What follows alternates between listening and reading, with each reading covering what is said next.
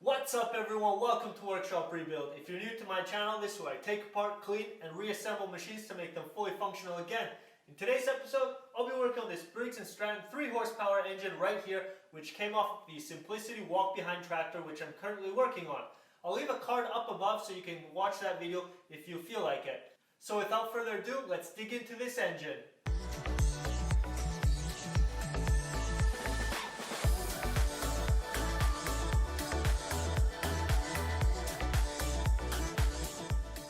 We're going to be working on this engine. I'm going to be taking it completely apart, and I'm going to make sure that all the seals are good and all the gaskets are good, so as we add some oil into the engine that nothing will leak.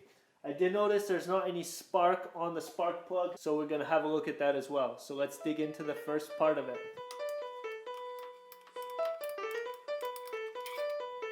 Work it.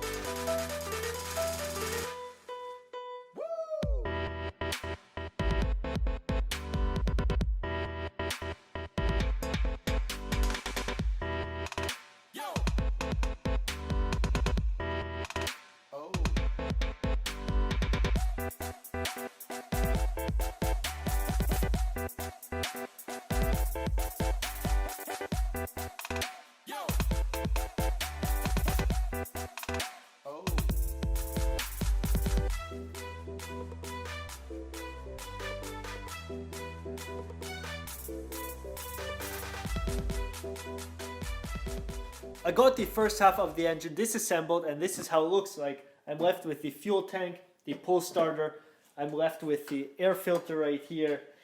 The flywheel is right here as well. I have the carburetor, and I have just some other miscellaneous parts which I already took off. And this is how the engine looks like.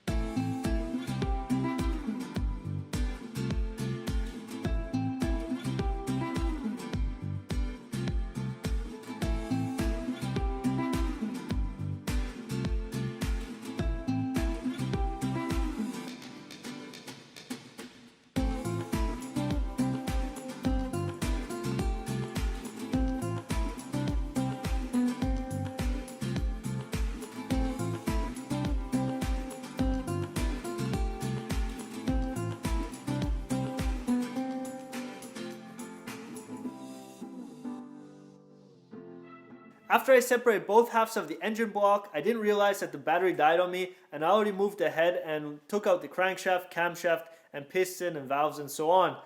So I was left with so many parts on the table, and I didn't really want to share with you guys the cleaning process, so I went ahead, and I'm already this far into cleaning. As you guys can see, there are some parts laid out right here that I still have to clean.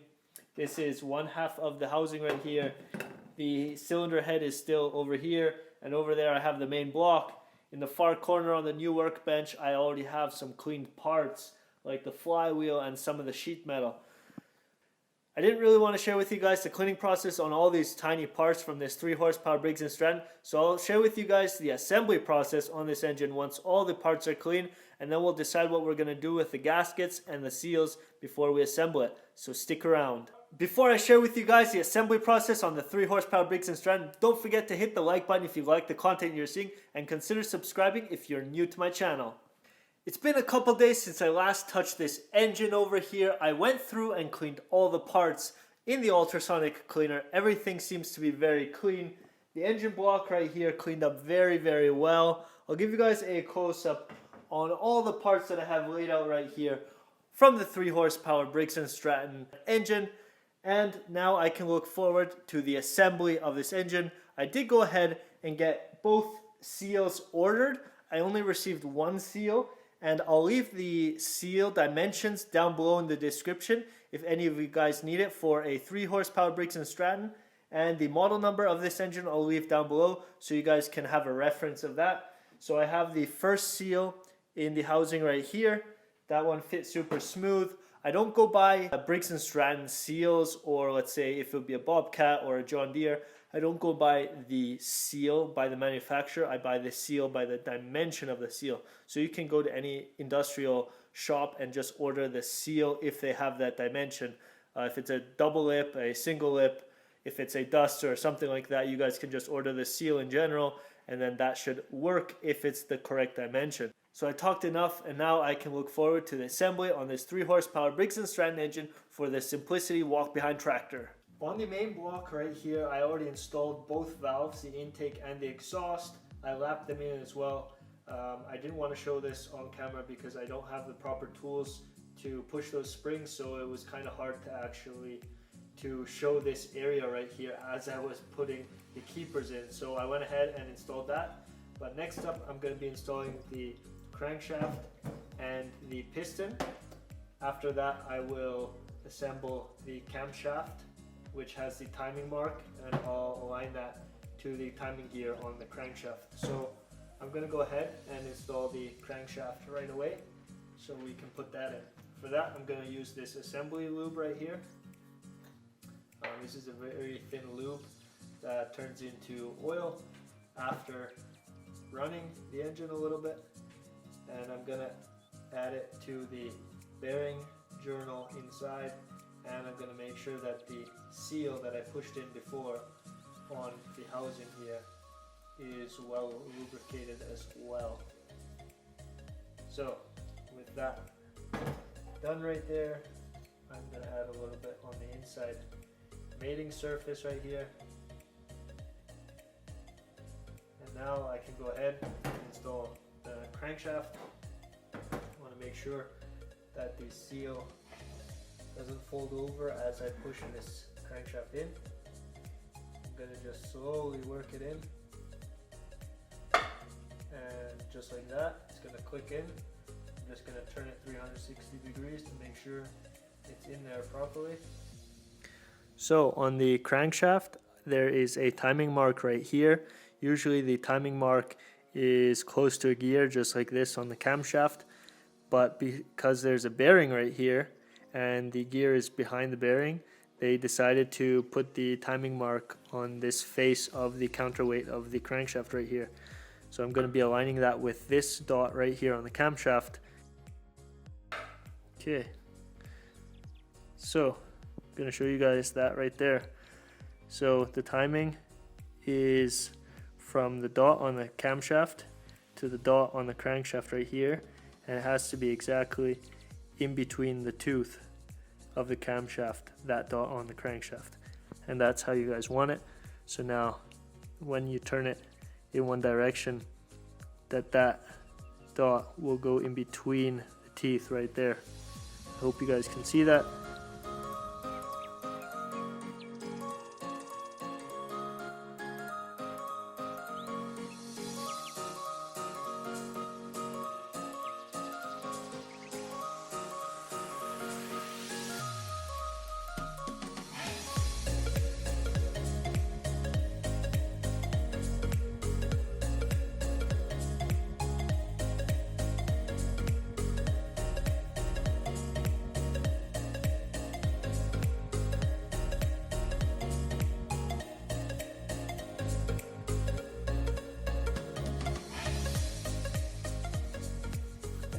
What I want to do is install the cap the way it should be, and I'm going to add a little bit of grease on this too to make sure it's lubed up.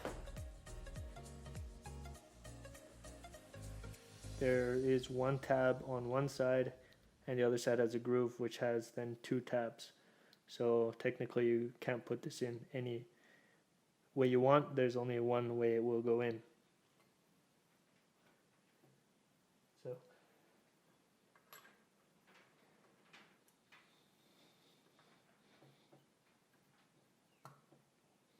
and just like that, you want to get it seated by hand. And now I can move on forward and take the washer right here and the splash unit.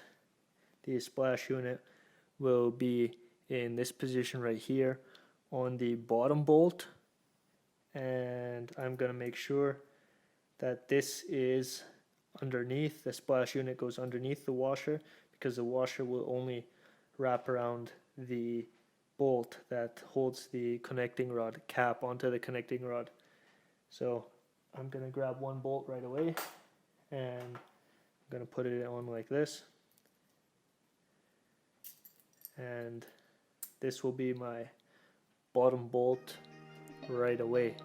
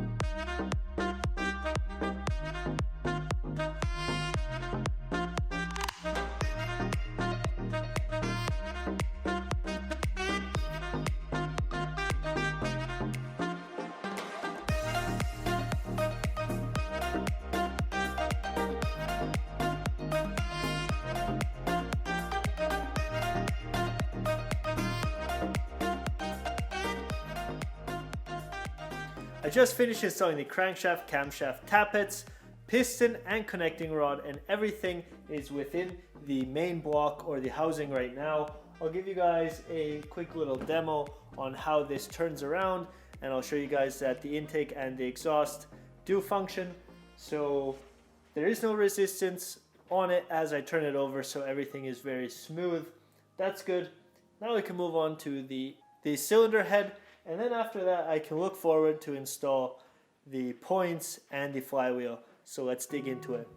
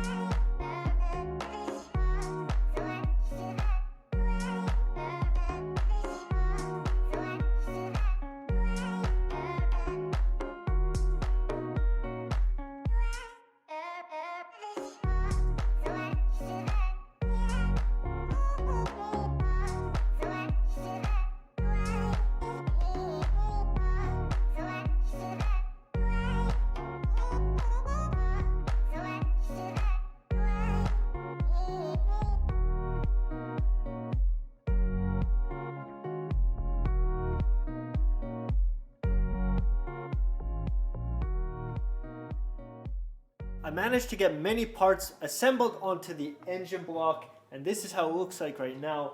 I do have some covers left. I have the carburetor left over here and the fuel tank, the bracket that holds the fuel tank, and I did go ahead and already mount the coil, but I'm gonna have to take one bolt off so I can put this flywheel governor back on. It will be visible, and I'll show you guys that. So I'll do that right now, and then I can go on to some of the sheet metal of this engine.